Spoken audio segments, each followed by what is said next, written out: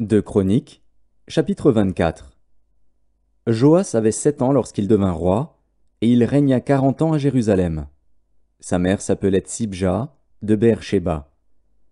Joas fit ce qui est droit aux yeux de l'Éternel pendant toute la vie du sacrificateur Jéhojada.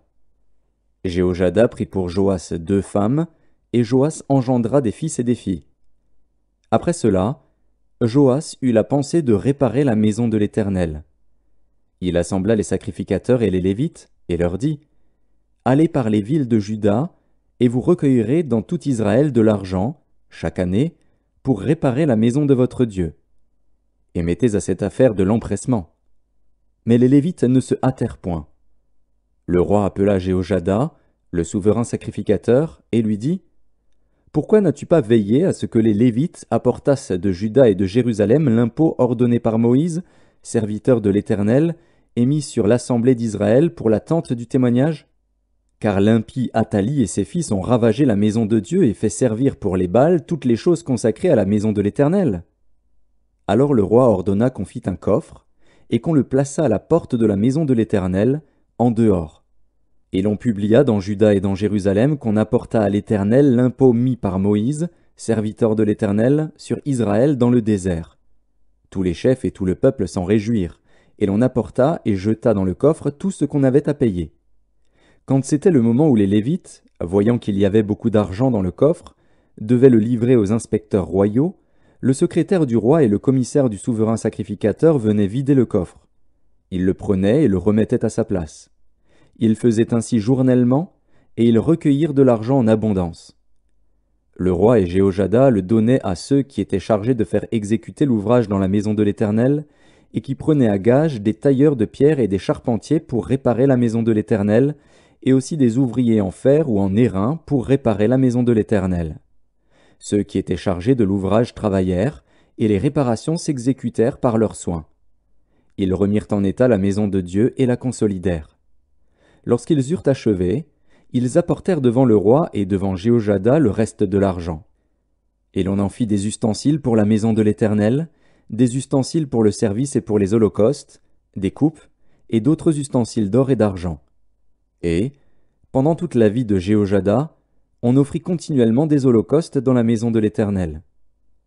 Jéhojada mourut, âgé et rassasié de jours. Il avait à sa mort 130 ans.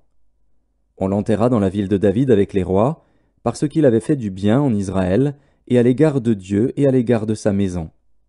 Après la mort de Jéhojada, les chefs de Juda vinrent se prosterner devant le roi. Alors le roi les écouta. Et ils abandonnèrent la maison de l'Éternel, le Dieu de leur père, et ils servirent les Astartés et les idoles.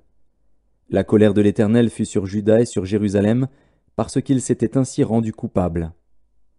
L'Éternel envoya parmi eux des prophètes pour les ramener à lui, mais ils n'écoutèrent point les avertissements qu'ils en reçurent.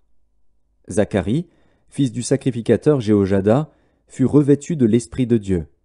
Il se présenta devant le peuple et lui dit : Ainsi parle Dieu. Pourquoi transgressez-vous les commandements de l'Éternel ? Vous ne prospérerez point, car vous avez abandonné l'Éternel, et il vous abandonnera. Et ils conspirèrent contre lui, et le lapidèrent par ordre du roi, dans le parvis de la maison de l'Éternel.